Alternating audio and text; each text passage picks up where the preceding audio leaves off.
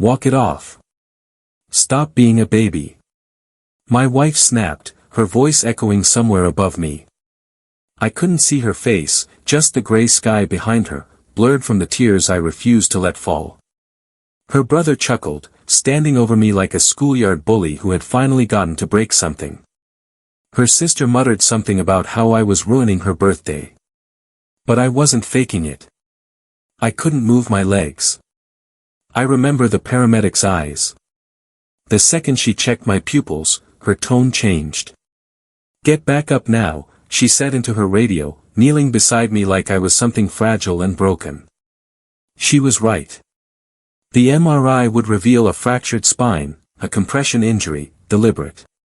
3 years earlier, I married the woman who now stood above me like a stranger. Emily. Soft laugh, smart eyes, told me she'd waited her whole life for someone who listened.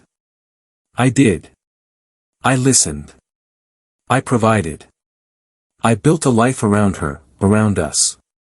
Her brother Nate never liked me, probably because I saw through him. The fake charm, the arrogance. He was the kind of man who thought bruises were just lessons. Her sister Clara tolerated me the way you tolerate a dog that doesn't bark too loud. Still, I tried. Dinners, gifts, smiles. Family matters, Emily said. It took me too long to realize she didn't mean my family. The turning point came the night I overheard Nate on the phone. Drunk, loud, arrogant as ever. She doesn't love him. She married him because he's a walking wallet. Dude's a doormat. Honestly, if we push hard enough, he'll leave everything to her just to feel loved. I froze. Not because of what he said, but because Emily laughed in the background. Not a chuckle, a full, deep belly laugh. That's when everything cracked. Not all at once. Quietly, like splinters working under the skin. I didn't confront her. I studied her. I started logging into accounts she thought I didn't know existed. Bank transfers to Clara, private texts to Nate, a second phone hidden in the glove box of her car, voice memos where they mocked me like I was deaf, dumb, and blind. It became routine. Smile by day, observe by night. I moved our assets into a trust, quietly separated the marital funds, and documented everything, her threats, her aggression, the bruises she swore were accidents. Then I wired our home with audio and video surveillance. She thought the little red light meant it was off. That was cute. The party, the one where I ended up on the ground with a cracked spine, was for Clara. Emily insisted I come. "It'll be good for us," she said. What she meant was, let's humiliate you where everyone can see. They had spiked my drink. Of that, I'm certain. Whatever it was hit slow and heavy. I staggered trying to leave. Nate stepped in front of me. "Easy there, champ," he said. Then he shoved me. It was supposed to be playful, just a bump. But the stairs didn't care about intent. Wood cracked against bone. I landed wrong. I knew instantly I couldn't move. That was the plan. They wanted me injured, weakened, vulnerable, dependent. They didn't expect the paramedic to call the cops, or for the hospital to treat it as suspicious. They definitely didn't expect what came next. The investigation opened doors. I gave the detectives everything, passwords, recordings, bank statements. "You've been documenting this for how long?" one of them asked. "Long enough," I said. They froze my wife's accounts and issued a warrant for Nate.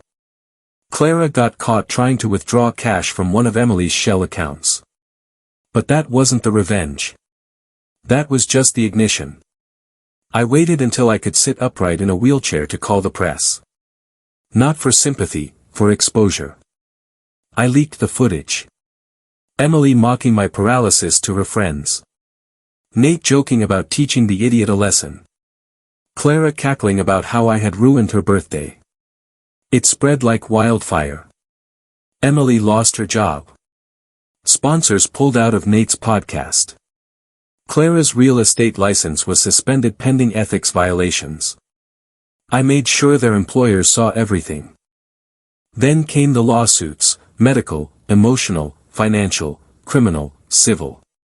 I didn't want a single dollar. I wanted public acknowledgement. I wanted the world to see what I had seen, what I had lived with. No masks, no filters. They lawyered up, but the evidence buried them. Emily's attorney quit after the first deposition. Then came the final court hearing. She saw me wheeled in, calm, spine still healing, hands resting in my lap like I was holding a detonator. She didn't speak, didn't cry, but her eyes darted like a cornered animal's, powerless, exactly how they had wanted me to be. My house sold. I bought a place in the mountains, quiet, unreachable. I still can't walk without crutches. Maybe I never will. But I stood that day, braced myself up from the wheelchair in front of a packed courtroom, just to deliver my final statement. I trusted them, I said, and they left me broken. But even a man who can't walk can still stand up for himself. Emily looked away. Nate twitched. Clara blinked too much. The judge ruled in my favor on every count. Now I wake up to silence. Not the empty kind, the peaceful kind. They live with criminal records, with lawsuits they can't pay, with a name that triggers whispers in every room they enter. Me, I live with scars. But I earned every one. They underestimated the quiet man, the one who listened, the one who observed. They thought breaking me would give them control, but they forgot one thing. When you break a man with nothing left to lose, you're not creating a victim. You're building a weapon. And I don't miss who I was before they broke me.